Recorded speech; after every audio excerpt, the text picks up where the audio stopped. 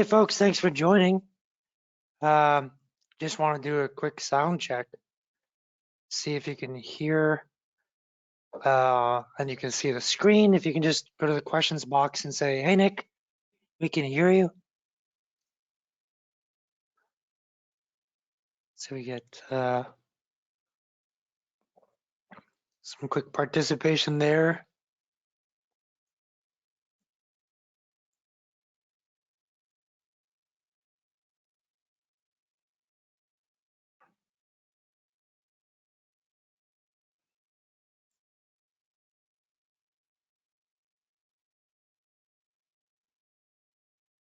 Awesome, folks. Thanks for joining. We are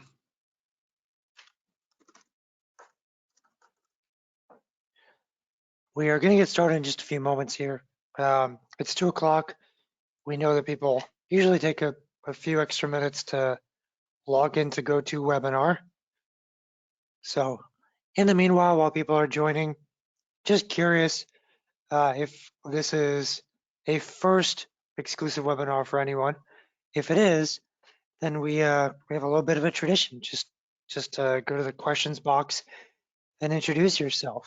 Hopefully you'll join a lot of webinars in the future, but if you can just tell us your name, what company you're dialing in from, that'd be awesome. And by the way, a lot of people are joining just at this moment. Hey folks, thanks for joining. We're going to get started at 2:02. And in the meanwhile, if this is your first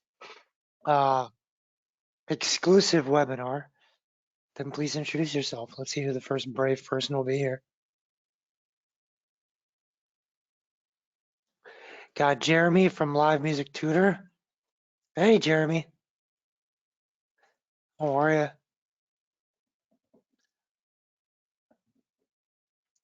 Let's see. I'm glad you're here as well. Anyone else new here to exclusive webinars for the first time? Recognize a lot of names for sure. Glad to see you guys. Having more, always nice to see you. Folks, it is 2:02. The good thing we waited 2 minutes there. The attendee list just doubled. You guys can see my screen. If you have any problems with visual or audio, just let me know. I'll monitor the questions box. Why don't we get started here? So real quick about exclusive, trying to make this as simple as possible.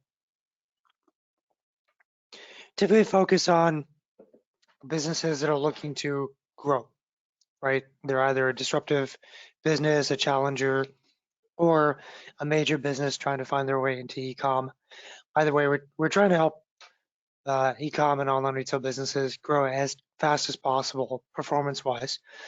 We've developed our own playbooks to help us kind of, bottle our magic and make sure good things happen over and over again. A big part of that is getting lots of access to data and access to people who can help us with obstacles.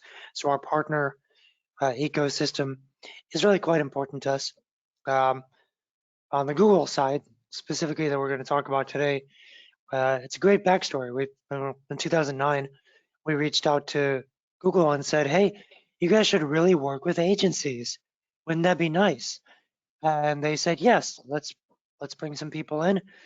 We rallied up 3 other agencies and we started the Google Partner Program. The Google Partner Program is now every agency on the planet, pretty much. But we have a special spot there. We even have a tier of the program that is dedicated just to our agency. So that's been pretty amazing. Who do we work with? There's a handful of clients that we help grow. We have departments that we specialize in: SEO, Google Ads, Marketplace, social, conversion testing, email, SMS. Each department does its specialization while coordinated with strategy. So we have a strategy team. We have our big data team that helps bubble all the data up to the top.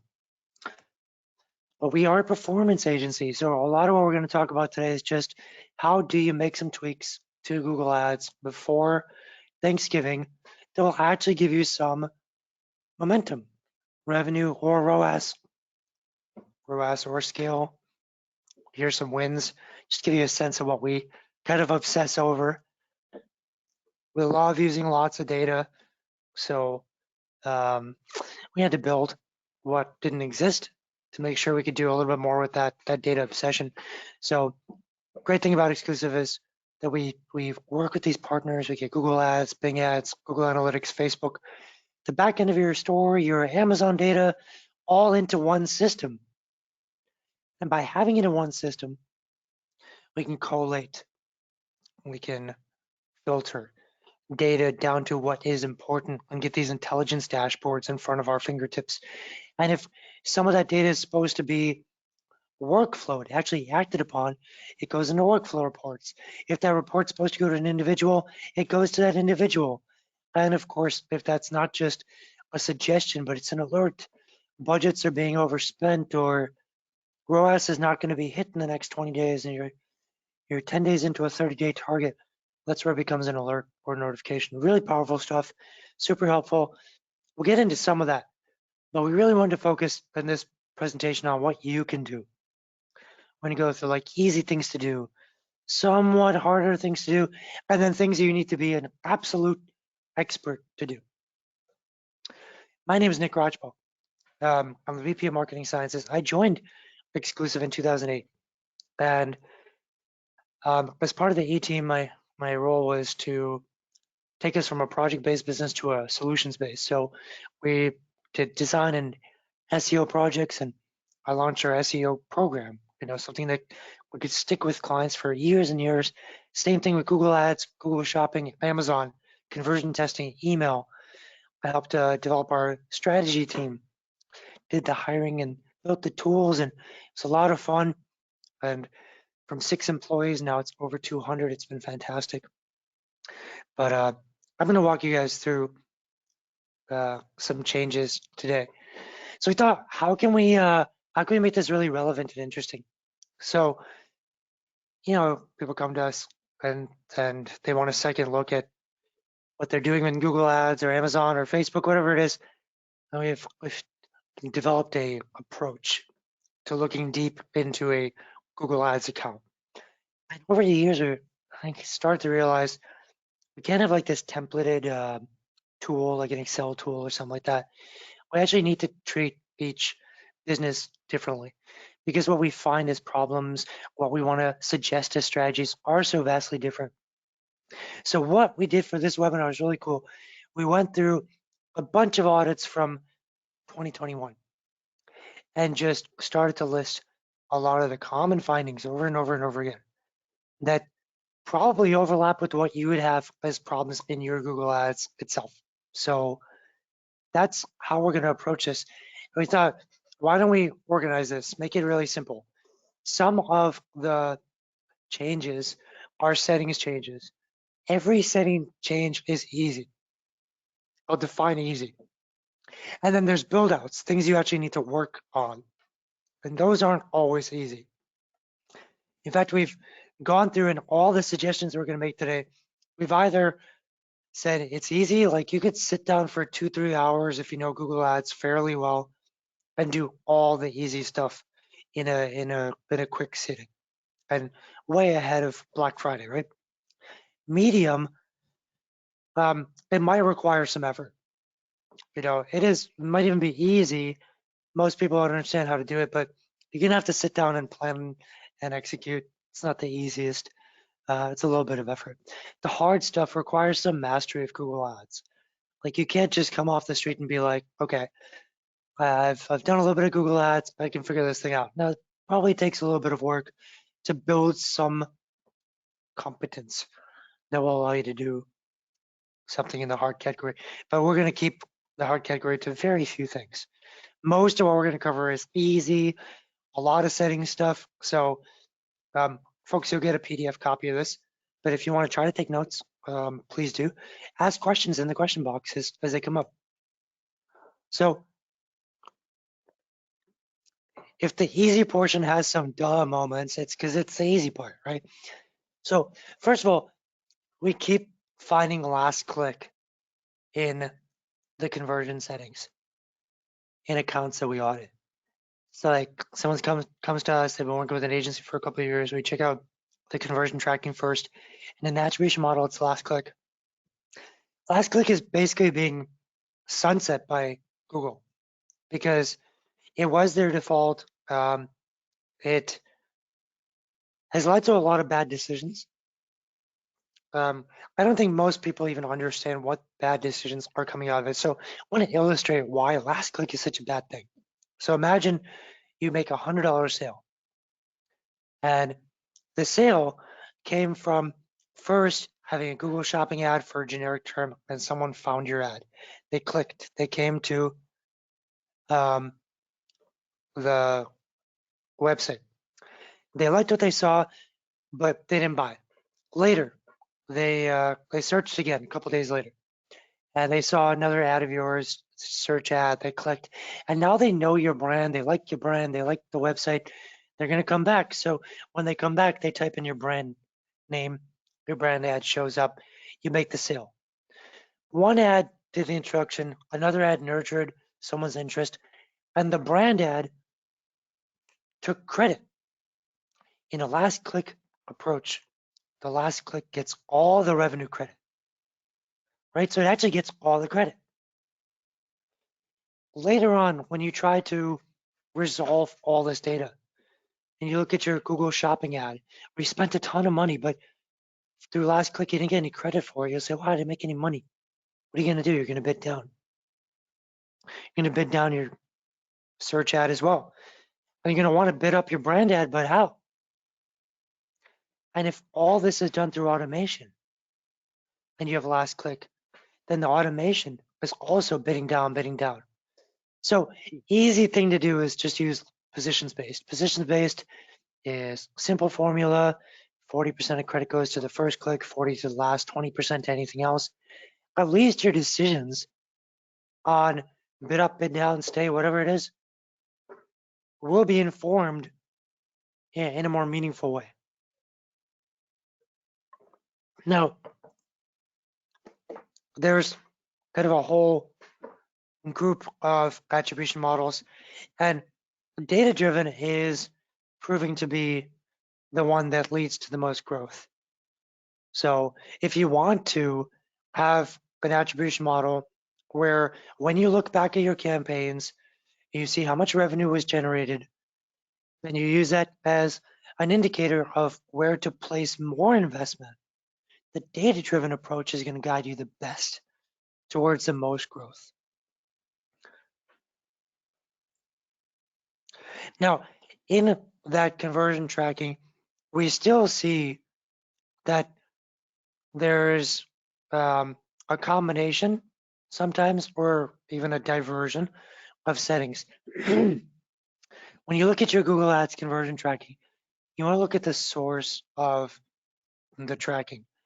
If it says analytics, what that means is when a sale is made, let's say you make a sale and SEO was involved and Google Ads was involved, you might get as much as 50% of credit, right? So the revenue number, you made a $100 sale, $50 will show up in your Google Ads. But $50 will go to SEO, but it's only going to show up in your analytics. So only a fraction of the revenue that you helped inspire through Google Ads actually shows up in Google Ads. So your Google Ads total revenue is underreporting. More importantly, some of the ads that led to a sale won't get any credit, or too low credit for you to think you're supposed to keep that ad running. If you use Google Ads tracking, it distributes the sales value between all the ads that were involved from Google Ads. This is a much better way for you to make determinations on which ads deserve allocation, more funding, etc. So, not to be curt, but if you're using Google Analytics, you are lying to yourself. Your data is lying to you, and it is telling you to make decisions that are problematic and bad for your growth. So Google Ads tracking would be the more gold standard there. Now, those are easy changes to make because you can go into your conversion settings and just change a setting from analytics to AdWords, from last click to data driven, and you'll be done in very little time. Now, your campaigns also have a bid strategy set to them. So you're basically saying to Google, this campaign has a purpose, and I'm setting what the purpose is. And often when we're looking into these accounts, we're finding that there's some misalignment. The bid strategy didn't take into account tracking count or tracking value or the campaign goal. So I actually listed 4 examples here. The first example, we looked at an account that had campaigns set to max conversion value.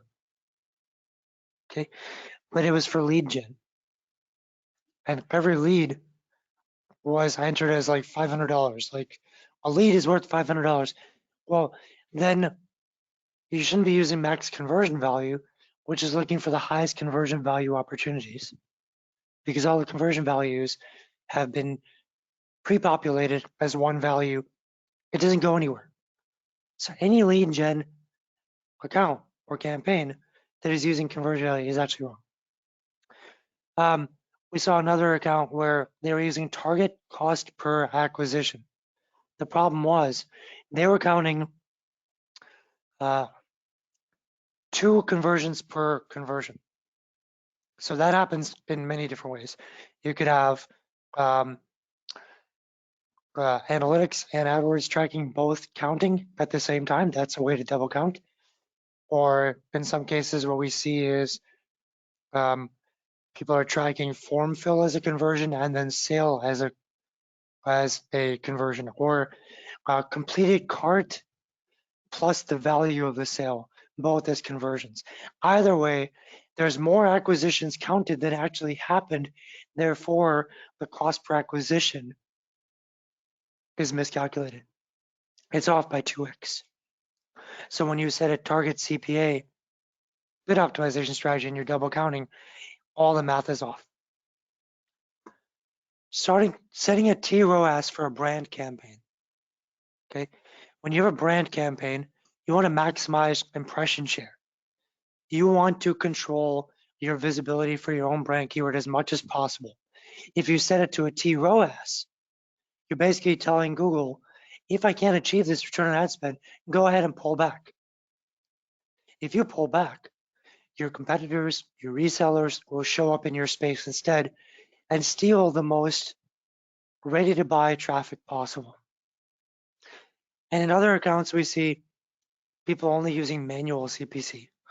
Manual CPC means that you are making the decision on your cost per click just based on your own analysis, maybe how well a keyword is performing, but you're not letting Google utilize all their other signals. And Google uses more signals than pretty much any other platform in these optimization bid strategies. So you don't want to be stuck with just manual CPC. Another common thing we find, pretty much any online retailer has some phone orders. Some, especially B2B retailers or high average order value retailers, have a lot of phone tracking, and it's important for their business. Maybe 50% or more of their business comes from phone tracking. And the easiest thing to do is to set a global variable. There's a better option, which is to actually use a call tracking technology. But having no value set for every phone call that is tracked is not a good idea. The easiest formula is this, and you can do this like in a second. Talk to your sales team, find out what the average close rate is from people who call in. Using that same data, find out what your average order value is. Multiply those against each other, and that is the average value of a phone call. And then you punch that in as a default value for every phone call you get from now on. You can improve upon it, but don't leave it blank.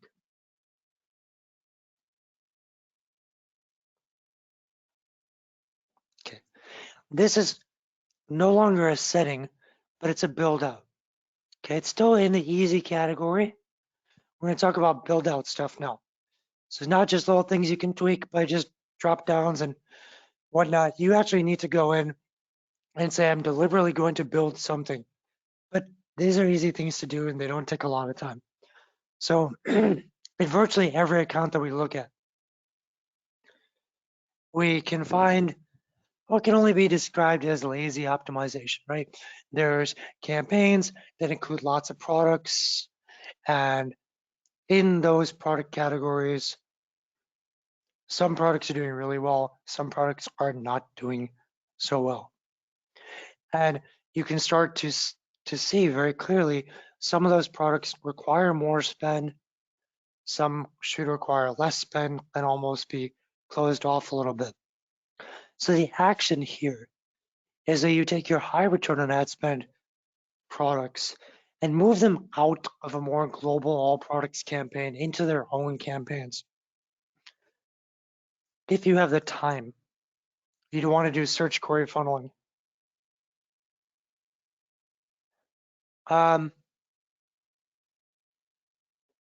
Folks, I just got someone just said that they don't hear anything except music. Is anyone else experiencing just music for some reason? Please go to the questions box and let us know. Okay. 2 people said, I hear you fine, exactly at the same time, which is, and the next person said, I can hear you fine. Wow, such a grammatically perfect group here. This is awesome. Great, thank you guys. If you take products that are in this all products campaign, move them out, you could just easily say, these are my top performers. I'm going to have, more budget towards them. It could be fairly simple, but the low return on ad spend products, you probably want to allow Google to use a little bit more of their automation. You want to limit your budget. You want to use smart shopping. You also don't want to spend too much time on those products. The problem, by the way, is that if the low return on ad spend products are part of this larger product group, Google's algorithm, its ability to scale spend and achieve a particular target ROAS is then limited. So an easy way to take a large all products campaign that doesn't seem to be able to scale up any more spend and get it to scale up spend is to drop out the low performing products. If there aren't as many low ROAS products in that group, Google's engine starts to work better and you can start to increase scale faster. We also see this fairly often, that there's a lot of all products campaign thinking going on. So the most classic scenario is that you have one smart shopping campaign and all the products in it are in there. There is no separated for holiday, separated for top sellers. You want to separate your products into strategic groups. You may also notice that you have Google Shopping segmentation because the nomenclature of your campaigns is I have a brand shopping campaign, a products, a general, something that seems like it's separated. But when you look at what products are in there, it's still all products. Now, this lacks strategy, and actually, because the same products may be firing off in 3 different campaigns, and the data on those product performance metrics is not being shared between the campaigns, bad performing products are not filtered out fast enough, and top performing products are not elevated fast enough. So by having this kind of murky structure, you are once again slowing down Google's automation. When we talk about Amazon and how to get Amazon performance up, it's a lot of how do we talk to Amazon's algorithm? When we create Facebook ads and we want Facebook's algorithm, its learning engine to kick up performance, it's a lot about the right settings for that. It's the same thing with Google. The more you know about how Google's engines will actually interpret the data, the more you can feed good signals but not bad signals. It's almost like feeding SEO signals to Google. This is just disappointing. Virtually every account that we look at, we just take a peek at search ads and we look at the high spend search ads, and search ads take time to update. So people don't always take the time to revisit them and see what's going on. And Google's factors of evaluation on whether your ad is strong or poor or average keeps changing, keeps improving. They keep tightening it up. So it might have been a while since you looked, but you definitely want to go check out your ads and make sure that you're not poor strength, and you can even touch up your average. Now, there's a reason why. The reason why is you're gonna pay if you don't have average or higher. So why would you pay? When an ad is at the top of the page in Google, it means it has a calculated ad rank score that is greater than every other ad that is trying to show up for that keyword. And it's your job to feed signals into this score so you have the highest ad rank possible. You can get a high ad rank just based on strength, and that includes your use of ad extensions. We'll get into a promotions extension later. The click-through rate, and if your ad strength and your click-through rate are good enough, then you only need to pay a little bit and still get the highest ad rank. But if you have poor ad strength, then you probably also have poor click-through rate, and you're paying a hefty toll on cost per click for the same position that you could have got a discount for. So going into the holiday season, those little tweaks could make a big difference on how much you pay per click, and therefore how many clicks you get for your budget, and therefore how many sales you get with your budget. We're going to call this one a medium effort because it takes a little bit of knowledge of how to filter, and then how to extract keywords, and then build new keyword sets. But when you are targeting a broad match keyword, let's say you're targeting your own brand as a broad match. That means if your brand name has 2 or 3 words in it, each of those words and all of its synonyms, its pluralities, its misspellings, and alternate definitions are all now part of the search terms that are eligible in that broad match. As you comb through your broad match keyword targeting and the resulting search terms, you're going to find search terms that really should be set as negatives.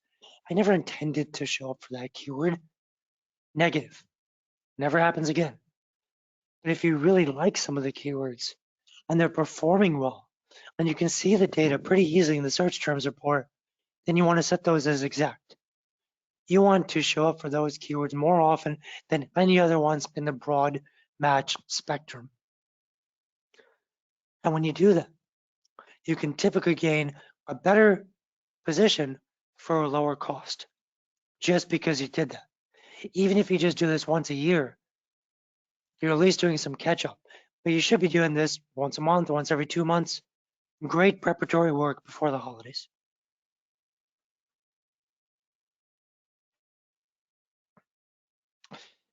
What we often see caught up in the search term, the universe, is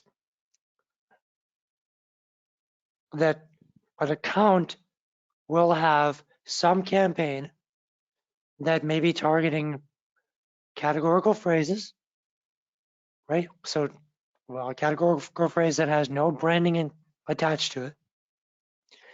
And because of the match types, that particular campaign is triggering when one of your competitors' names are typed in. So you're conquesting.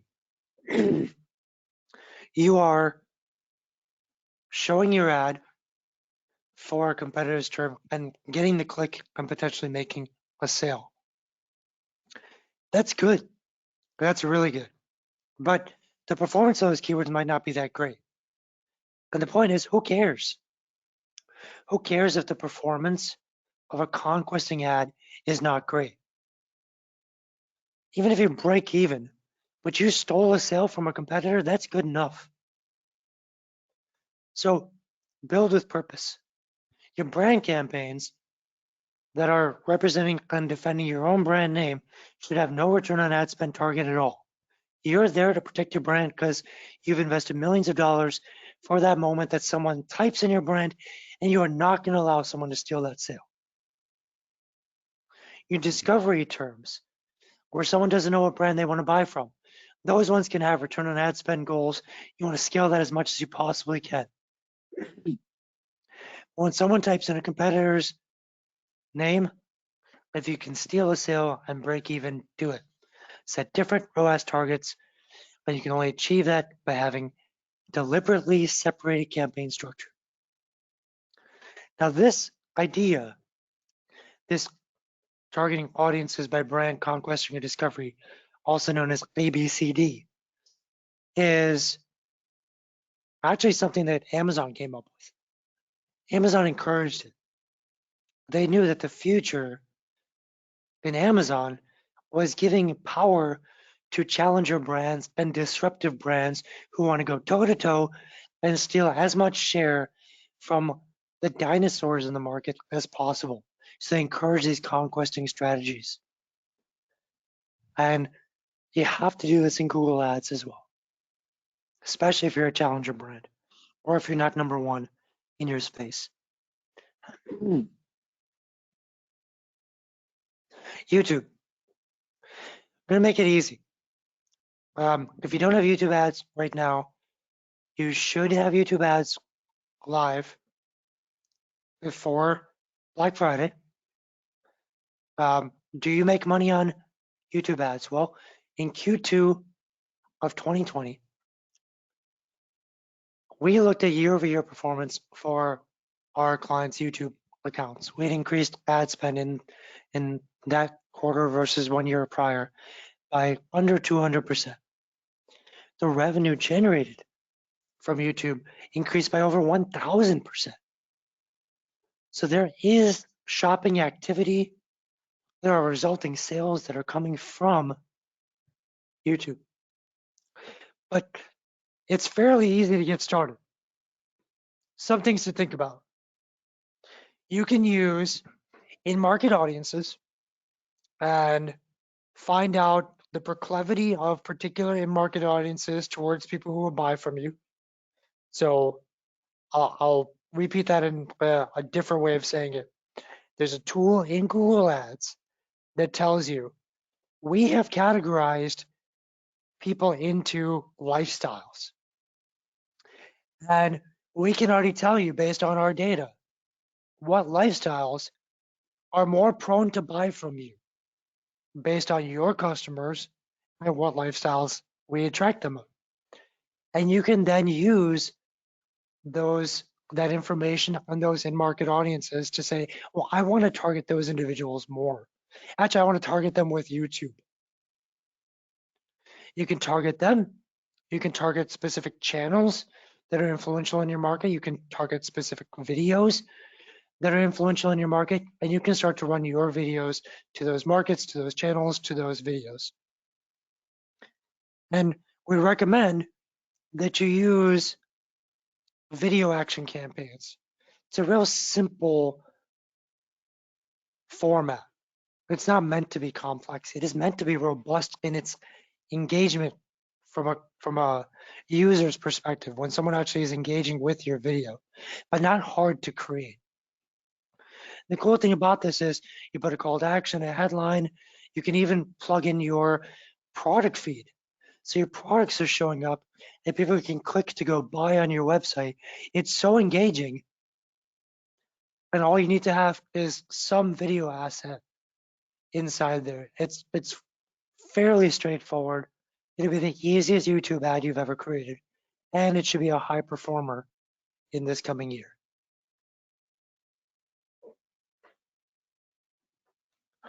On the build out side, something that I would say is more medium of an effort is trying to figure out what your audience structure actually is. It's not easy to figure this out. It really is not. There's no good tools in Google Ads that make it simple for you to see, which audiences are top of funnel, consideration set. They're, almost ready to convert. They've converted in the past. What are those audiences broken out? What are the campaigns running to them, and what are the bid structures for that? Would love to see that, but that's not how it works. So you actually have to have some mastery of being able to look at the campaigns and the settings to understand and try to plot out the map of how things are working. And we find problems all the time.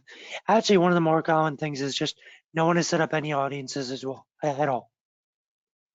But we also see things like this, where you'll have a campaign where the intention is to not show this to any past customers, but instead of using the entire customer list, it's a subset.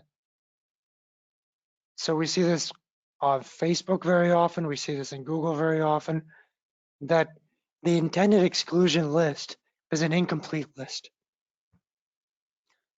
But it's nice to sit down and try to come up with a map of in-market audiences, past visitors, and customer lists, and what kind of campaigns you want to run, and then go in and start to map them out, because it does take some time.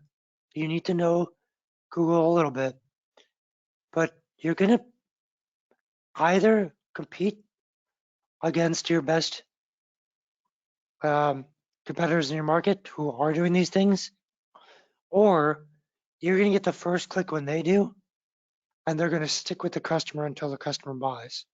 And because you didn't set up audiences or remarketing, you dropped out of the race.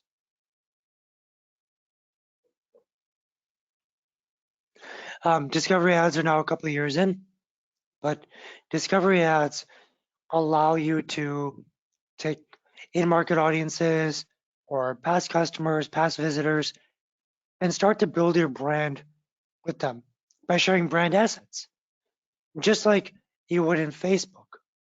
But this is on YouTube, Discovery, and Gmail. In fact, it's so similar to Facebook that in Discovery ads, you can actually copy your Facebook ads into Discovery. Any Facebook ad, virtually any Facebook ad, can be brought into Discovery ads. So Google is keenly aware that they are trying to take away share from Facebook.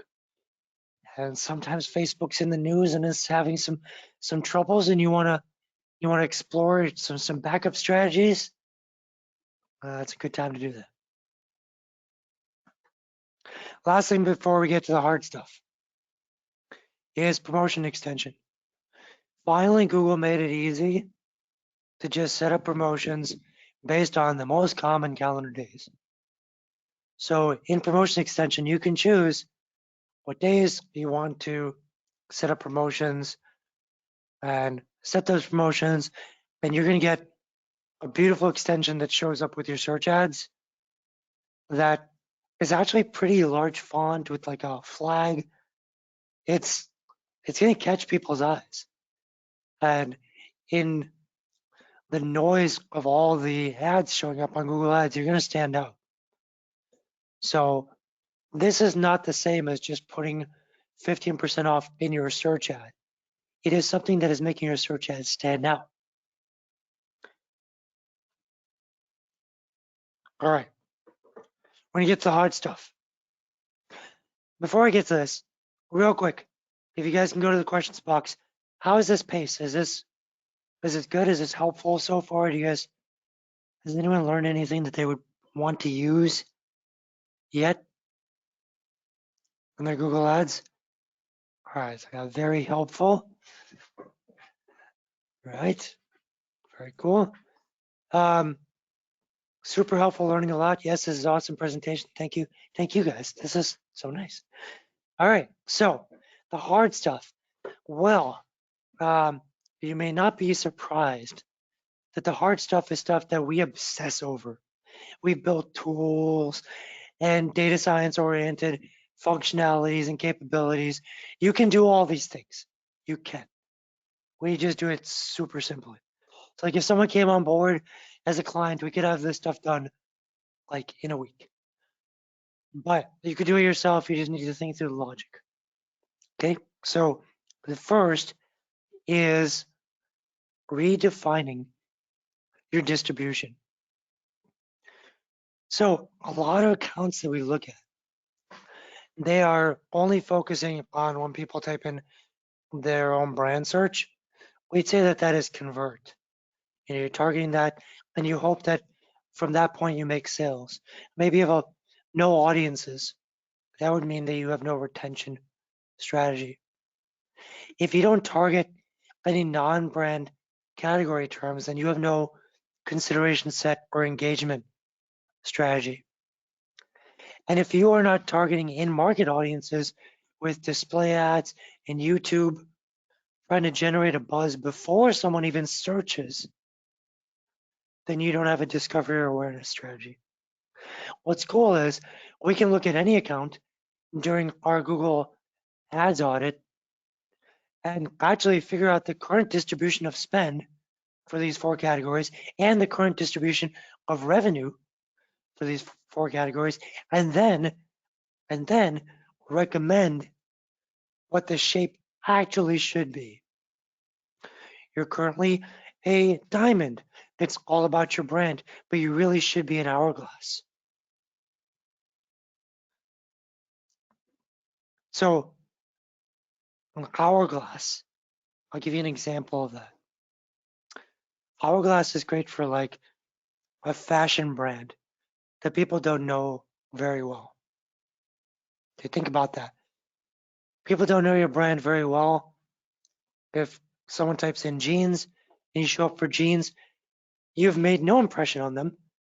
So there's no point in targeting the term jeans. They're not going to buy from you yet. So instead, you try to target people who are buying from your direct competitors or complementary fashion brands. And you start to plant seeds to this awareness through discovery, YouTube, even Facebook. You try to coordinate it all. You have a little bit of visibility when those individuals now search for jeans. When they come to your website, you've almost cracked their interest in buying from you, and you hit them with a heavy dose of nurturing until they buy, and then buy again and again and again. That's an hourglass shape. Strategic distribution. Run aggregate analysis on keywords. So we've been building Excel tools around this concept for over 10 years. But it's an idea that keeps coming up over and over again. I'm sure many of you have thought about this. If you look at your search term universe, well, let's say there's 20,000 keywords, and you do pretty well in the discount sector of your market. Now, all you want to know is when people add the term discount in their search, do I do better or worse? Does it increase conversion rates? Is the average order value then very low? Does it offset things? This is called aggregate keyword analysis, or also called pattern associated analysis. We just want to know, but you can do this simply by going into your search terms and doing one filter at a time, one keyword. What we did was we built this into a ongoing real-time tool. So we can look at all the search terms for a client for a period of time, and then any keyword that has discount, high quality designer and the brand name, the competitor's name, jeans, blue, whatever it may be, all those qualifier keywords, we can find out what the aggregate impact is, better or worse than the average. This allows you to start re-envisioning what keywords you bid high on and low on, what keywords you want to keep repeating in your advertising, in your display ads, your Facebook, what keywords you want to keep repeating in your search ads, because those are the keywords that people are hoping to connect on. We really encourage developing a concept map. This is something anyone can do. It's a practice we like to do. It's a practice everyone should do. And it's simple. We've kind of developed the rubric right here for you. Come up with your campaign concepts. So maybe it's a holiday promotion. Maybe it's a new product launch. Maybe it's your brand campaign. And you want to define certain things. What are example keywords that might be triggered by this campaign? What is the ideal conversion action that I will make sure is consistent across all the campaigns associated with it? What bid strategy would be ideal? We talked about this before. Brand should be target impression share, right? What devices will this run on? By having a handy guide, you can go back and reference your Google Ads at any time and make sure that you're always on the same page with everyone else involved. Feed mapping. Typically, when we look at an account, there are 1 or 2 labels that have been populated for Google Shopping. And labels means that you have introduced some new information about that product from some offline analysis that you think will help you in determining how aggressively or strategically you will bid on that particular product. So for example, you may want a label that says, here are my top sellers, or my products that have 50+% margin, or products that are in season right now. But again, typically an account only has 1 to 2 labels populated, and sadly, those labels probably have not been populated in over a year. I mean, it's just been a long time since anyone has even looked at those. But it's not something you want to do just once. Actually, something that should be fluidly optimized and enriched. This is a concept we had back in 2017. So we had to build this technology from scratch. We said, if we are already building a data warehouse for our clients that has all the Google Ads data, Google Bing Ads, Google Analytics, Facebook, Amazon, keyword ranking data, we know the cost data of every product, so we can calculate margin. Through analytics, we can easily find what products are going to be in season based on historic trends. We can even find products that are currently trending upwards in the last 45 days. The data is there. If the data is there and the logic can be introduced and it can neatly be populated into a smart feed, then automatically a label can say this product's in season, this product is trending within a particular group of products. These are the top sellers. These are the products that usually lead to people buying again and again. They're gateways. These products are purchased many times. These products have high margin. If you have all that data in there and it's being optimized and updated regularly, you can then codify logic into your Google Shopping based on these variables of data. Last thing we'll talk about is, while smart shopping is pretty smart, and smart shopping is gaining a lot of traction, we are astonished by how successful smart shopping is in 2021 and how much granularity and strategy we can introduce into smart shopping. What we don't have is we don't get to see what keywords were triggered. And in some cases, the deliberateness of keyword strategy is the most important thing for some products, for some clients. for some keywords. And in that case, we still want to rely on a technique that we developed back in January 2015 called search query funneling. Search query funneling is in the mastery group because it's fairly complex. The idea is simple, but the execution is complex. I will walk you through as quickly as possible the logic.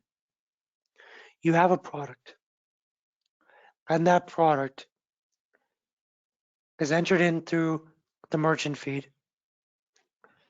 And in the merchant feed, in the title and product description of that product, you have keyword X. You mention it in the title, you mention the product description. Keyword X is an important keyword for that product. Now for that product, you go in and you create 2 Google Shopping campaigns, not Smart Shopping, normal Google Shopping campaigns. The first campaign is set to a low bid, but it is set to a high priority. Okay, because it's high priority, Google first, when keyword X has been typed in, Google first comes to that high priority campaign that is a low bid. When they come to the high priority campaign, they check a negative keyword list. Is keyword X in that negative keyword list? And aha, they find it there. They are then instructed to go down to the low priority campaign where keyword X is not a negative. So basically, they now are going to show this ad and they quickly check, well, what's the bid for all these specific keywords, these trophy keywords like keyword X that were funneled down to low priority campaign? Well, the bid's extremely high. What we just did was we bid high on keyword X for that product. You're bidding on keywords in Google Shopping for products. It shouldn't be possible. Yet it is one of the most amazing advantages you can still have before it's eventually sunset. So great time to do it, maybe the last time. That's it, folks. Really quick, why talk about a Google Ads audit that is so amazing and kicks up so much dust if we're not going to offer it to you guys for free? So we are. But actually, the way we do our Google Ads audit, all those findings that we just talked about, is typically part and parcel of a much larger growth plan. So we want to know, would you like a growth plan? In our growth plan, we will do a lot of research on your business. First, asking ourselves the big question, would we invest $1 million in your business? If so, what did we find that was so special? Why would we invest in your business? If we find what's special, we can elevate that into your marketing. So it's about discovering the good stuff. Then we identify your competitors and we see how they compete against you, where they're investing, what their rankings look like, their ad spend, their Facebook ads, etc. Then we start to think about what is the ideal shape of investment that would allow us to get you to the next natural milestone. We check, how are you doing when people type in your brand keyword? Are you showing up? Do you have maximized target impression share? Are you defending your brand? What about when you type in a competitor's name? Have you deliberately tried to steal the sale? What about the discovery terms? On ads, on Amazon, on SEO, we do all these checks. We try to define a consumer behavioral strategy, which is something we can explain when we speak.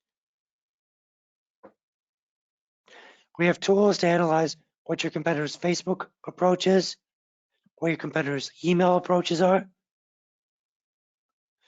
so you can see what we need to do to do a better job.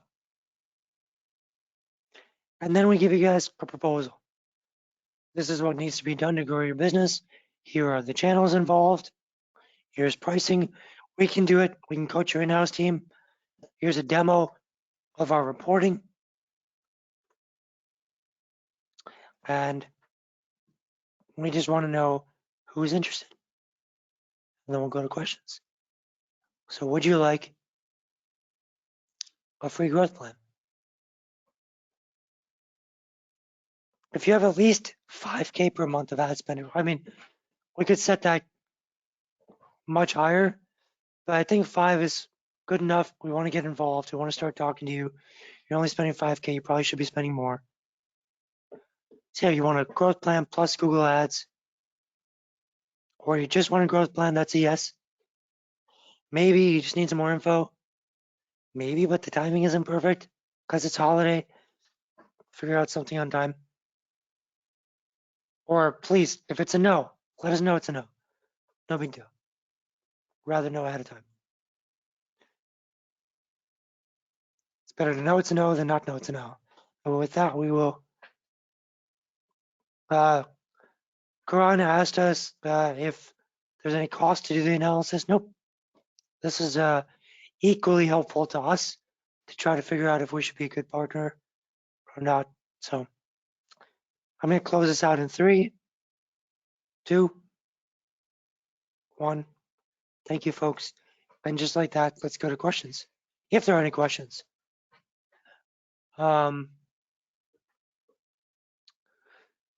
Let's see. We've got a few minutes here, except for does it cost anything to do an analysis? The answer is no. I don't have any other questions here, but we'll give everyone a few moments, and if not, hope to see you guys soon on our upcoming webinars. We got 2 more already planned and in the works. We do one almost every other week. We'll see you guys soon.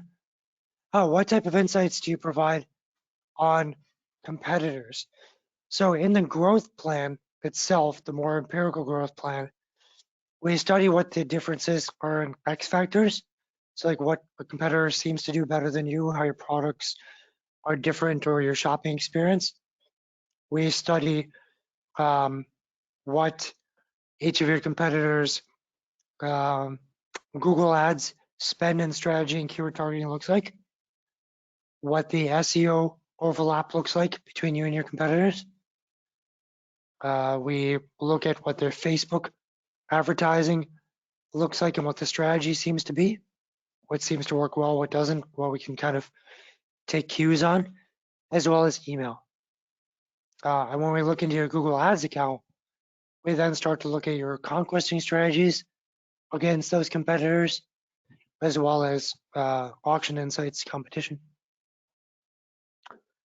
Cola, can data from Amazon be imported to assist on Google?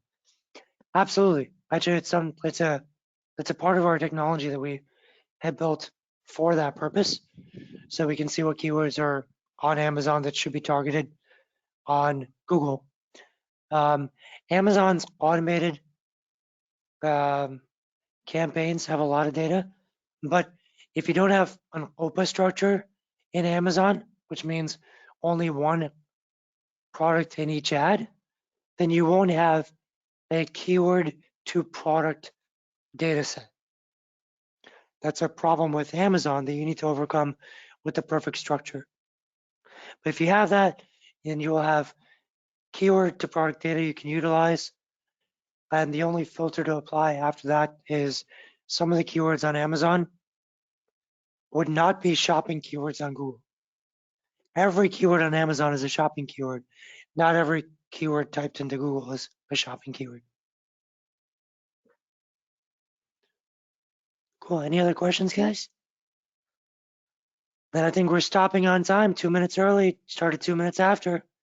I hope everyone has the best holiday season, sales-wise, return on ad spend-wise, and also with their family and enjoying some time off. We'll see you on the next webinar. Thank you, folks.